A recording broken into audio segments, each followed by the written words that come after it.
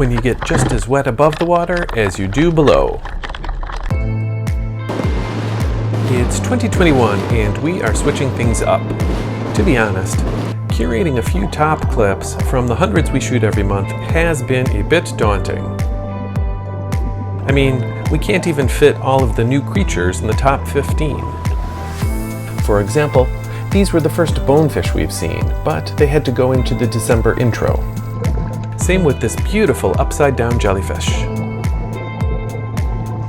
So going forward, we will be making more but shorter best-of videos, highlighting more sites we've been to, as well as the interesting sea life and activity we've seen.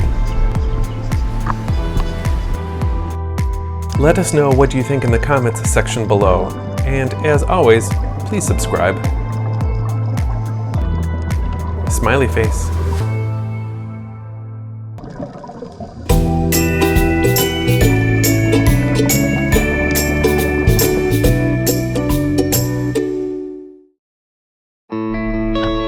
We visited Marie Pampon for a night dive and were excited by more than a few things.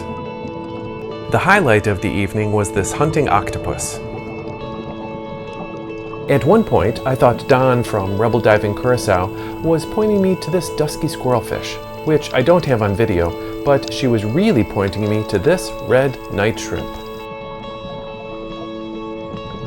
I was also thrilled to see not one, not two, but 3 juvenile smooth trunkfish hanging out together, although probably a bit past their bedtime. Kokomo Beach was another shore dive, and while filming some depth footage, a cerro swam by. Fortunately, it circled again, so I could get a better shot. You are guaranteed to see a shark at Kokomo Beach, but you need to go down 100 feet to see it. In the shallows, I caught a glimpse of this wrasse with different colors.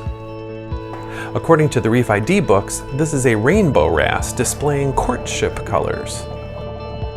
Another kind of cool aspect at Kokomo Beach was this cement mooring block, absolutely covered in what looks like shag carpeting, but is in reality a large number of sun anemone.